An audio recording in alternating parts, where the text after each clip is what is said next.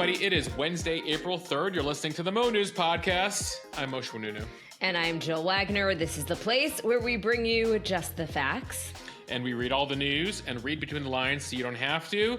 And just in a couple days here, Jill, we'll be looking towards the heavens for a very rare total eclipse. What are your plans? Like most things, just survive, Moshe. Well, depending on your beliefs related to total eclipse, back in the day, many people thought that that was a sign of doom. We have, of course, learned since that the Earth revolves around the sun, and then once in a while, since the moon goes around the Earth, that sometimes the moon gets in between us and the sun, hence the total eclipse. That'll be Monday afternoon. We've put up a map and times for those of you that are in the path. There's about 30 million of you in the path of the total eclipse. That'll start in Monterrey, Mexico, make its way up on a diagonal going through Texas, Oklahoma, Missouri, up through Ohio, Pennsylvania, and then up through Maine, and then into Canada there. And so there'll be this path, Jill, and I think the closest we can get to the total eclipse is if we drive 4 hours north towards the Finger Lakes. That is the portion of New York State that will be able to take in the full eclipse, whereas those of us where you live and where I live will get about a 20% or 30% eclipse. I'm still excited. I'm going to go get glasses. I definitely want to see it. I think it's cool. And my big test for when a story or when something resonates is the mom test. And my mom asked me, she's like, where do I get glasses for the eclipse? And I was like, nowhere, just stay. What do you need glasses for? And she's like, what do you mean? I want to see it. It's so cool. I'm probably not going to get another eclipse in my life, you know? So I was like, okay, cool. Well, the next one is in 2045. Carol, we hope to have you safe and sound and healthy in the year 2045. But someone else mentioned that to me. They're like, yeah, we were out and about yesterday, and someone said they're driving up with their kid to the Finger Lakes from New York City so they can catch it. He's like, I don't know where I'll be in 22 years or whatever. So, like, this is my chance to see it with my kid.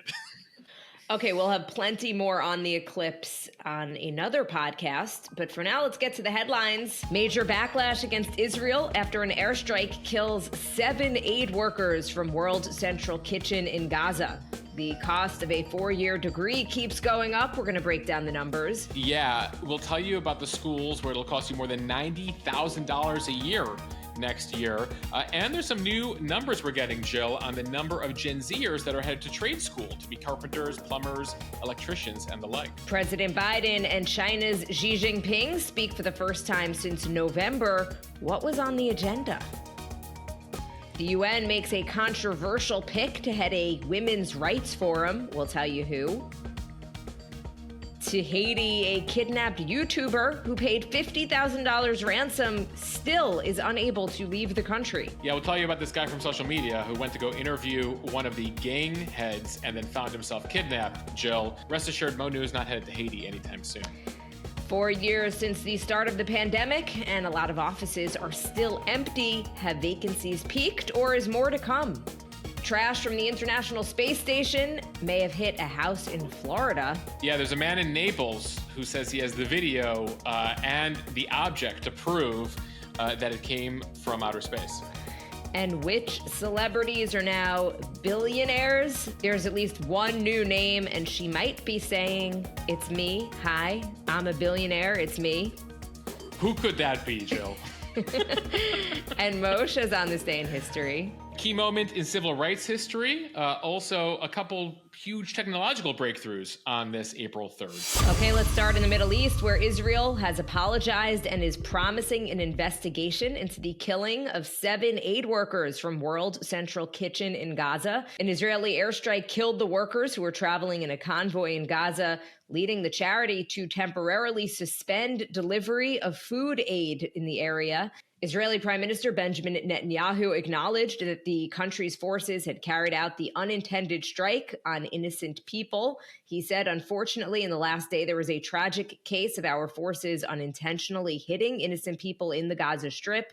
It happens in war. We will investigate it right to the end. We are in contact with the governments, and we will do everything so that this thing does not happen again. World Central Kitchen is a food charity that was founded by celebrity chef Jose Andres. He says he is heartbroken by the deaths. The CEO of the organization says this is not only an attack on the charity, this is an attack on humanitarian organizations showing up in the most dire of situations where food is being used as a weapon of war. This is unforgivable. As we've reported, Israel has barred UNRWA, the main UN agency in Gaza, from making deliveries to the north because some employees are said to have participated in the October 7th terror attack. WCK is a US-based nonprofit group. The charity said that its team had coordinated its movements with the Israeli military. The team was traveling in what's called a deconflicted zone. They were in 2 armored cars branded with the World Central Kitchen logo. Meanwhile, ships that were carrying aid, they were turned back after the incident. And it is a really big setback for efforts to get food into Gaza by sea for a population that has been pushed to the brink of starvation by the war.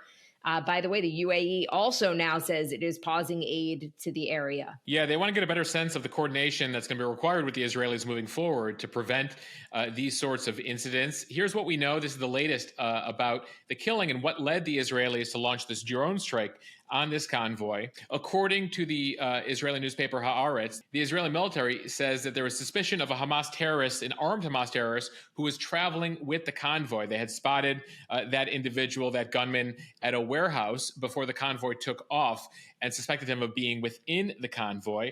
It would turn out, though, that he apparently stayed behind, that he wasn't in the convoy at all, as the drone took aim at the vehicles in the 3-car convoy, apparently struck one vehicle, and then the individuals were moving to the other vehicles, and then the military proceeded to take out the other 2 vehicles. Hence the need for an investigation here. And you can see the Israelis taking this extremely seriously, with the prime minister speaking out, the defense minister speaking out, putting statements on this. They know this is a huge screw up. They know that this is a huge incident with huge potential ramifications globally, especially since those killed were from a number of countries around the world, including the U.S. The senior Israeli officials calling Jose Andres himself because, of course, they have been depending on World Central Kitchen to fill the void here, as you mentioned, from UNRWA, allowing them to be more mobile in certain areas of the Gaza Strip. They've also been a key member in the effort to bring aid by sea from Cyprus to that new port that the U.S. is helping to build in Gaza. So they play a key role here. The Israelis taking this very seriously and trying to get to the bottom of why what happened. Yeah, the country is facing a wave of criticism from foreign leaders and humanitarian organizations. So there were 6 international aid workers killed, a dual citizen of the U.S. and Canada, and then team members from Britain, Australia, and Poland, plus a Palestinian driver. The U.S. is calling for a swift investigation into the incident. The National Security Council spokesperson Adrian Watson writing on Twitter or X, humanitarian aid workers must be protected as they deliver aid that is desperately needed, and we urge Israel to swiftly investigate what happened. U.S. officials have been in touch with Israeli officials directly about the strike. Poland slamming what it says was a disregard for international humanitarian law. Britain also saying it was deeply distressing and calling on Israel to provide a full, transparent explanation of what happened. Yeah, U.S. Secretary of State Blinken using the words swift, thorough, and impartial when it comes to this investigation. Again, what took place here, who was in charge, who decided to move forward with this. You do have an Israeli military that lives in fear that any specific vehicle could have members of Hamas. Hamas has been known to travel with humanitarian groups. Again, Hamas has been known to travel with certain humanitarian groups, but of course, there was none in this convoy. So where was the intelligence failure? What happens next and what are the ramifications here are among the questions we'll get answers to in the coming days. In the meantime, as you mentioned, the World Central Kitchen, the United Arab Emirates, the UAE, stopping aid convoys until they can get assurances that they can move forward here. About 2/3 of the undelivered aid shipment from the World Central Kitchen is now returning to Cyprus in the aftermath here.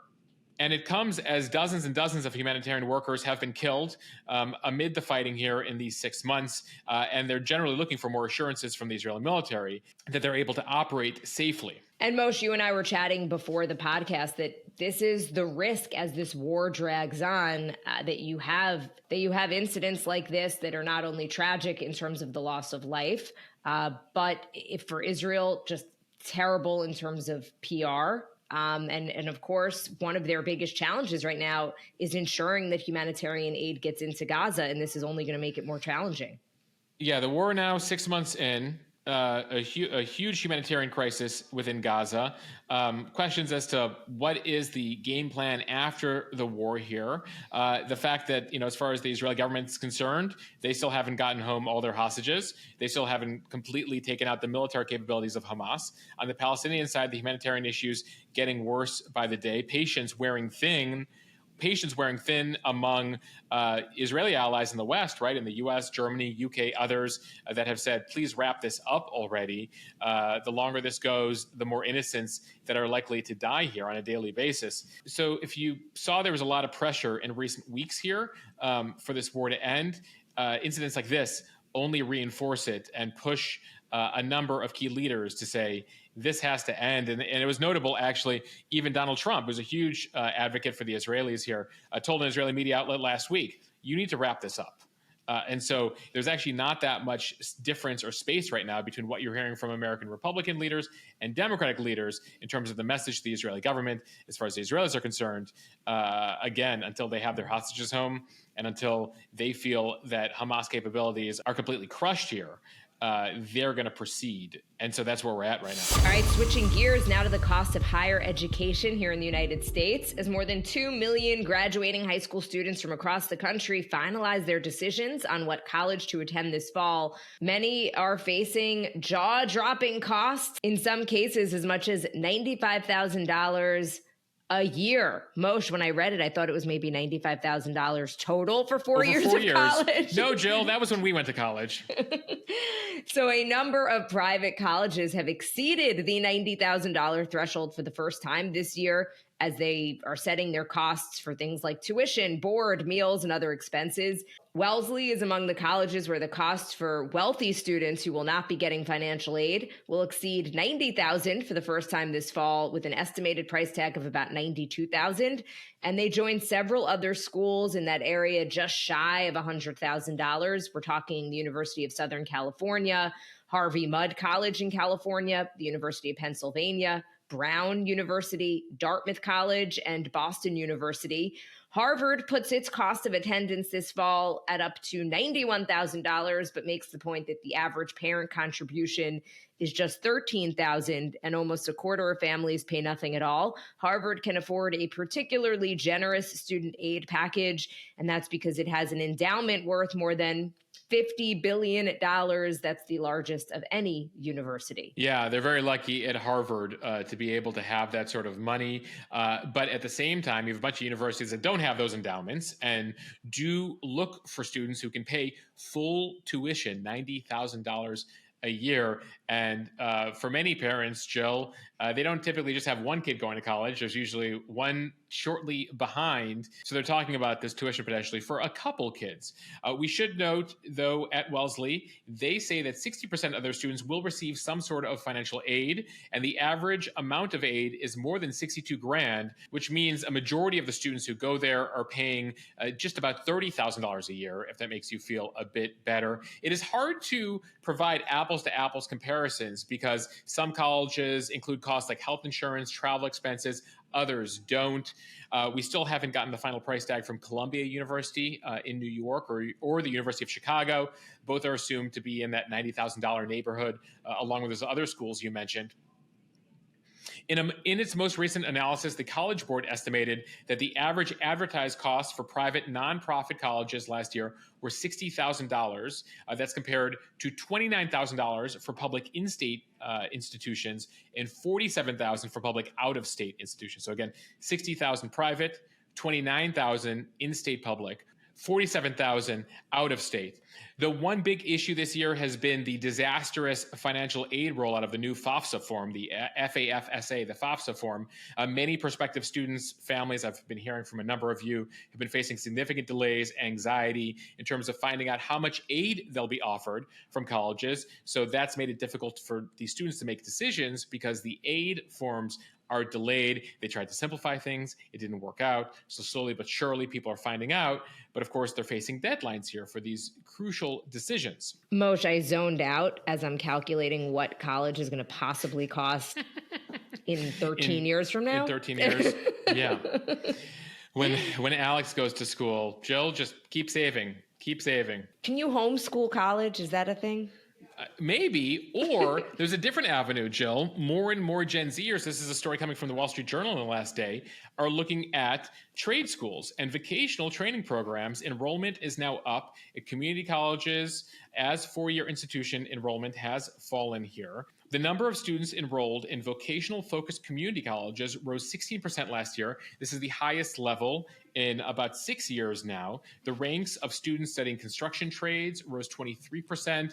Those in programs studying HVAC, vehicle maintenance, also up. There's a huge shortage, we've talked about this on the podcast before, of electricians, plumbers, welders, carpenters. And so that has driven up the cost of labor. And so as those wages have increased, you have some young people saying, maybe I should get into that. And so the median pay for new construction hires is up 5%. That comes as professional services. If you have a four-year degree, the pay there is up 2.5%. It's something Scott Galloway has been talking about for a while. The need for younger people to go to trade schools and fill those positions. Moshe, it is something that Scott Galloway has been talking about for a while, just this need for more young people to go to trade schools. Not everyone can afford a four-year college, or is it right for them?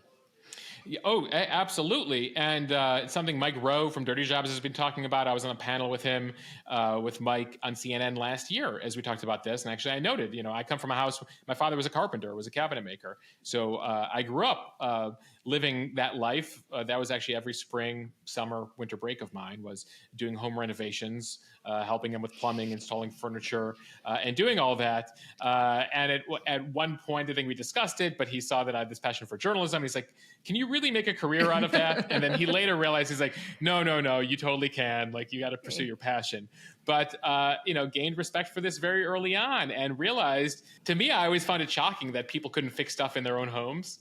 Because I grew up with my dad fixing everything in our house. I sort of took it for granted. But now as a professional, and I don't live close to home, and he's retired, though he and my brother like to mock me as saying, you weren't paying enough attention, Moshe, when we were teaching you this stuff. I remember being very impressed by some video that you posted on Instagram where you put up a bunch of shelves in your house. And I'm like, yes. Wow, I can't believe you did that. And you're like, Jill, I am the son of a cabinet maker and a carpenter. I know how to do this stuff.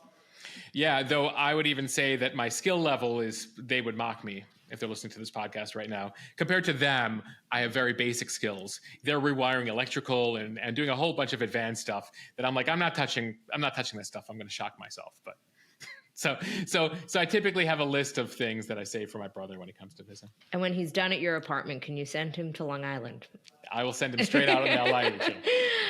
Okay, time now for the speed read from Axios. President Biden and Chinese President Xi Jinping held a phone call Tuesday to discuss a variety of economic, military, and political issues related to the U.S.-China bilateral relationship. It is the first time that Biden and Xi have spoken one-on-one since a face-to-face meeting last November. The conversation is part of an effort between the two world powers to maintain communication. A senior administration official telling reporters both sides realize that it is important to do that, to really manage the relationship in a more responsible fashion.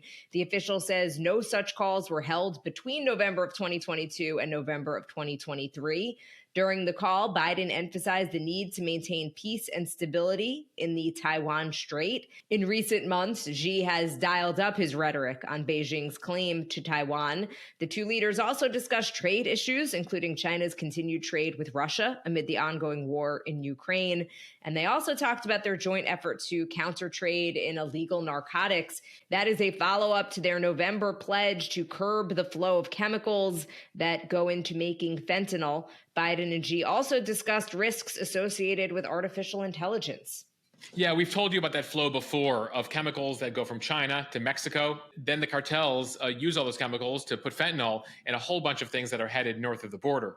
So the U.S. has been trying to get to the origin of all of that for a while now. Also on this phone call, apparently the two leaders discussed Congress's efforts to crack down on TikTok. Biden emphasized to his Chinese counterpart that the legislation being considered is not a ban of TikTok, but is intended to protect U.S. national security and data security interests. Remember, the Chinese government has said in no uncertain terms will it allow ByteDance to sell off TikTok. But the response from some folks in America is like, well, China, you ban Meta, you ban other American social media sites. And again, this is not a ban. We just don't want a Chinese company owning this. So that's something certainly to monitor and hasn't helped relations in the past couple of months here.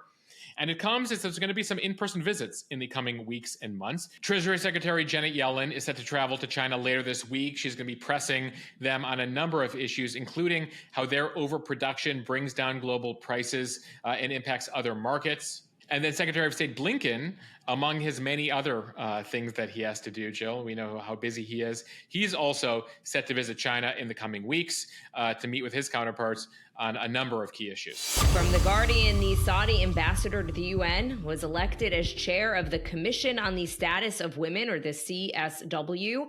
So this is the UN commission that is supposed to promote gender equality and empower women around the world. The bid for leadership was unopposed. There was no dissent. Human rights groups are condemning this, though, because of the kingdom's, quote, abysmal record on women's rights.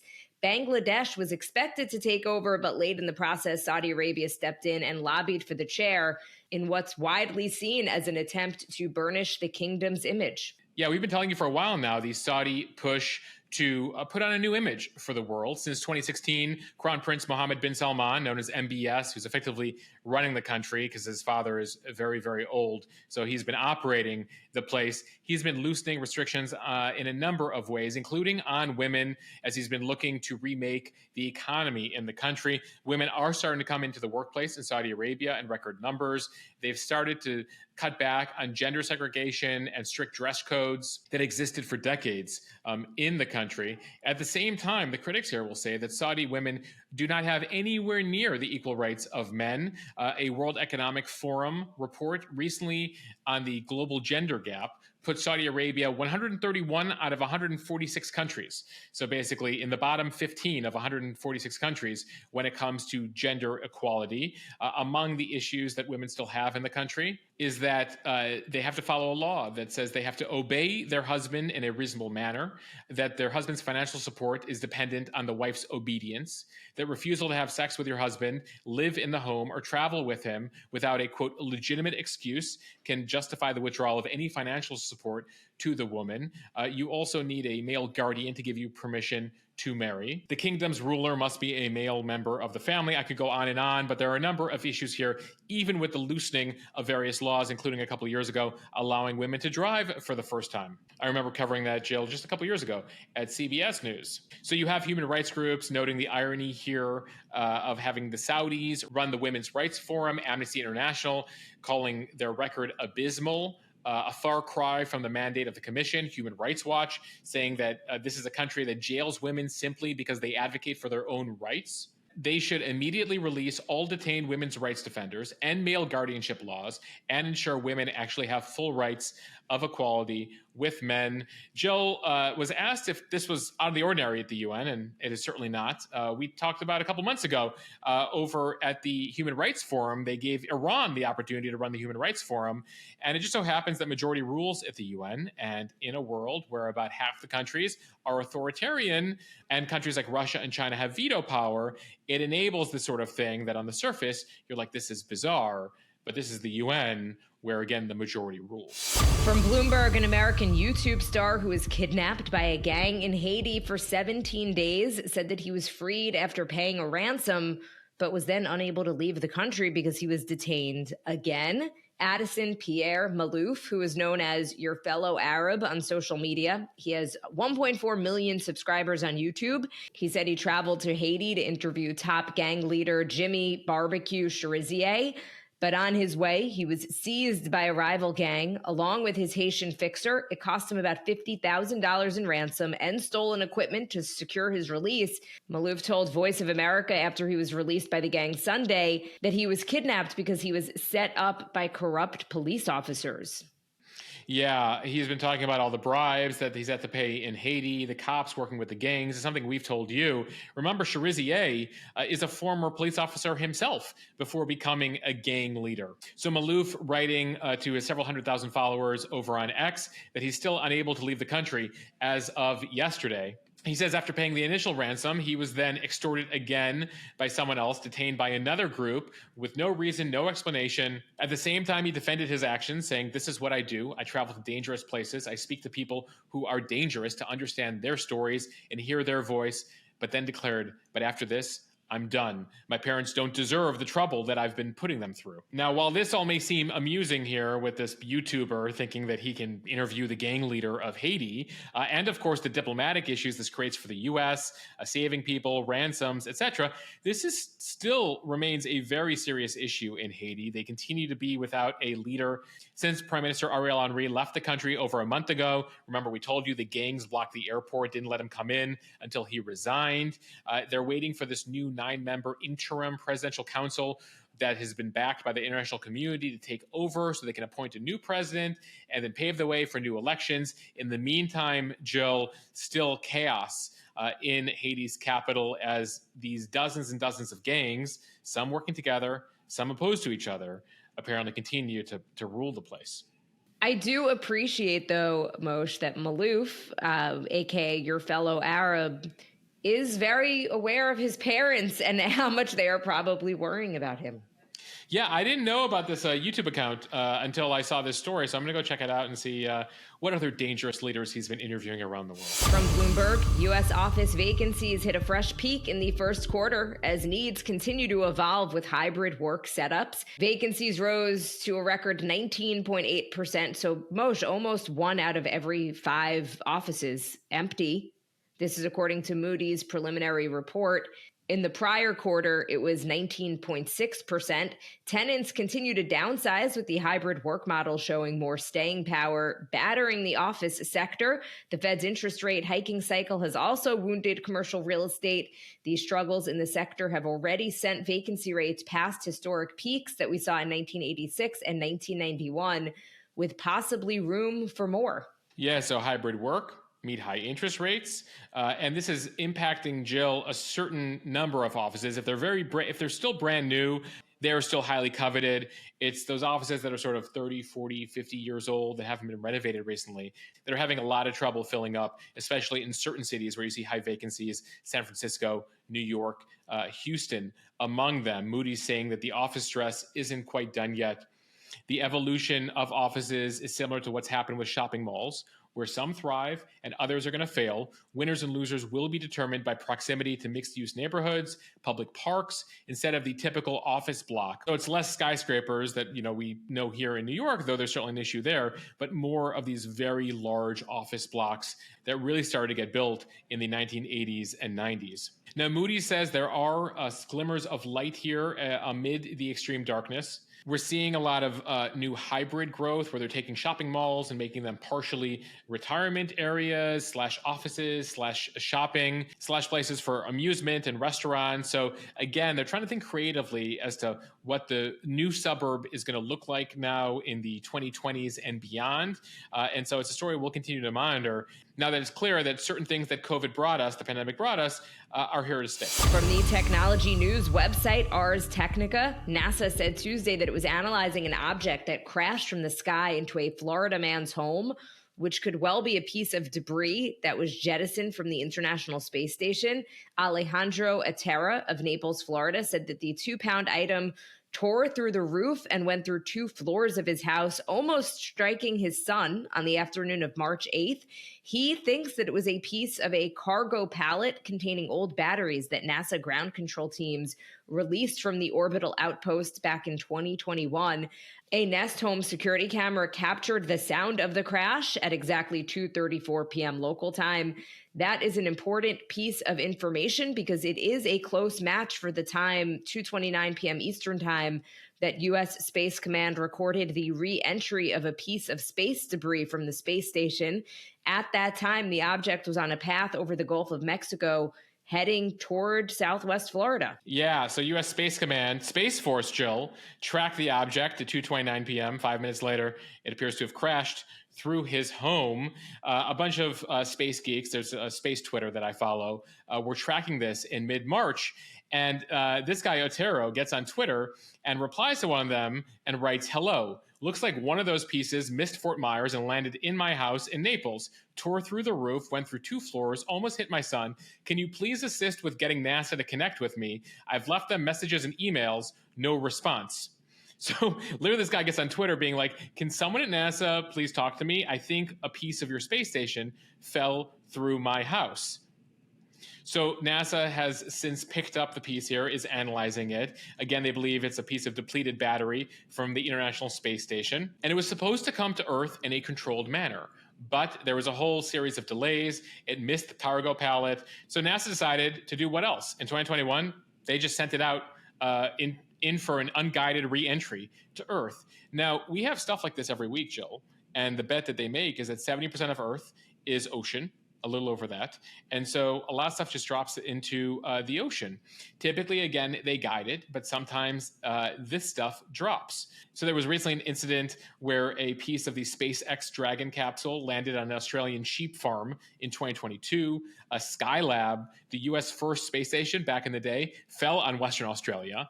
And then most recently, we told you about this on the pod, China doesn't track any of its space junk and often just lets it fall without even making an attempt to get it back to Earth. And so we will often hear about Chinese rockets, including last year, that fall back to Earth, and then we sort of keep our fingers crossed that they will land in the ocean and not on land. So we're going to track this story from Otero and see what came of it. But heads up, everyone. Sometimes there's space junk falling. And finally, from Forbes, Taylor Swift has officially become a billionaire with a net worth of $1.1 billion. She is one of the 2,781 billionaires for 2024, according to Forbes. Let's just take that number in for a second, Jill. There are 2,781 people who have $1 billion or more. That is billion with a B. Correct. So she joined the Forbes World's Billionaires list, one of 14 celebrities who, according to the magazine, are worth a collective $31 billion. Swift's achievement all the more noteworthy because last October she accomplished a feat that no other musician had before. She became a billionaire strictly off of earnings from her music and performances. I hope if she marries Kelsey that they're going to get a prenup, I imagine, Jill. Yes, I hope for her sake that they do.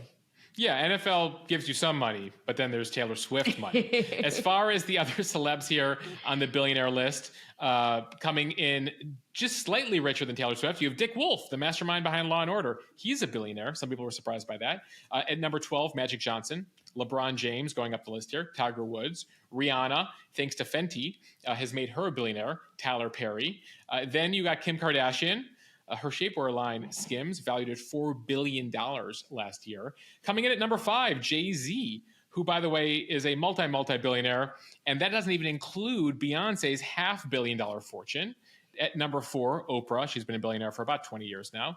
Then you got Michael Jordan, my hero growing up, who's now worth $3.2 billion, Jill. And by the way, most of it because he made an investment in the Charlotte Hornets basketball team at $175 million just over 14 years ago. And that $175 million turned into $3 billion when they sold the team last year. So that helped him grow on this list. And then just above him, Steven Spielberg, and the number 1, George Lucas, who's worth $5.5 billion. The expression, Moshe, it takes money to make money. I feel like pretty accurate. Yeah, and now we're talking about the celebs. But just for context, when you look at Taylor Swift, well, she's number, 14 on the celeb list. She's number 2,545 overall. There are more than 2,500 people who are richer than her on the Billionaires list. Going to the top, you got Bernard Arnault. He is the patriarch of the LVMH fortune, the Arnault family that owns all those luxury brands. He is worth a cool $233 billion. At number 2, Elon Musk, $195 billion. Just after him, Jeff Bezos at $194 billion. Basically, based on their stocks, those guys going back and forth all the time. Zuckerberg comes in just after Bezos. And then you actually have 14 individuals who are worth more than $100 billion. That includes Mike Bloomberg, especially as you've seen the market go up in the past year. A bunch of these folks have gained, if you're like, oh, my net, value has gone up 10%. Well, when you're in the billions, sometimes that's $10 billion or $20 billion for some of these guys and gals. All right, so we got to get to work here at the Mo News podcast if we hope to one day hit that list, Jill. With that, on this day in history, we begin in 1895, the trial of Oscar Wilde. You might have heard of him if you're into literature. I remember reading Oscar Wilde's books. I remember reading Oscar Wilde in high school. He was a celebrated playwright and poet. On this day in history, in 1895, he was tried and eventually imprisoned for homosexuality, which at the time was illegal in Britain. On this day in 1922, Joseph Stalin became the first general secretary of the Communist Party of the Soviet Union. It marked basically a 3-decade-long reign running the Soviet Union as the ruler there. Notably, Vladimir Putin, with his most recent election, if he finishes this current term into 2030, he will surpass Stalin in terms of length of time running Russia. On this day in 1948, President Truman signed the Marshall Plan. That was the initiative to rebuild Europe after World War II. At the time, they allocated $12 billion. To put that in inflation terms, that would be $128 billion today to rebuild Europe. And on this day in 1968, Martin Luther King delivered his I've Been to the Mountaintop speech at the Mason Temple in Memphis, Tennessee. It would be one of his most iconic speeches given, again, a day before he's assassinated. The speech is known for prophetic elements, reflecting on his own mortality. Ominous words that night. He said, I've been to the mountaintop. I would like to live a long life. Longevity has its place, but I'm not concerned about that now. He adds the following, I've seen the promised land. I may not get there with you, but I want you to know tonight that we will get to the promised land. All right, a couple of tech breakthroughs on this day. On this day in 1973, actually 51 years ago today, the first portable cell phone, it was very large, was taken out by a guy named Martin Cooper. He was a Motorola engineer in New York City, and he makes the first phone call. Fast forward to 2010, 14 years ago today, Apple released its first generation iPad. So happy 14th birthday to the iPad. And we end, as is typical, with pop culture. On this day, 31 years ago, The Sandlot was released. It tells the story of a group of young baseball players during the summer of 1962. Jill, we should note that was a story that came out in 1993, about 1962, 31 years before that. If we were to put a Sandlot together about a group of baseball players 31 years ago, it would have taken place in 1993. Why do you do this to me, Moshe? Jill, sometimes we need the reality check, We'll end with that. All right, let's end with that. I don't want to make you feel any older, Jill. All right. On that note, thank you for listening to the Mo News podcast. If you like what you hear, share this with your friends. It will help us grow. Follow us and subscribe so you don't miss an episode, and review us in the App Store. Yes, and we have a brand new episode over on our sister, cousin, brother podcast over at Mo News The Interview. At Mo News The Interview, if you're not following it, you should be. It's a conversation with Garrett Graff. He has a book he put out recently about UFOs in American history. He dives into whether aliens have actually gotten here. And by that, I mean what the Pentagon has been covering up and why they've been covering it up. And this is actually, he's a great journalist. He's just the facts. And he explains why we have all this mystery around it. And it's not necessarily because aliens have actually gotten here or UFOs, but more about secrecy around military projects and intelligence projects and the like. One fun thing we do in the interview is go into various presidents and their obsessions or lack of obsession with aliens, including Jimmy Carter, who actually believes he saw UFOs, filed a report in the 70s. So we dive into Donald Trump, Bill Clinton, Ronald Reagan, various presidents. Among their first questions when they got into the Oval Office was, all right, tell me what we actually know. I think that would be my first question. I mean, clearly you have access to every piece of information. You're like, tell me about aliens. What do we actually know? Well, I look forward to that interview, and have a great day, everybody.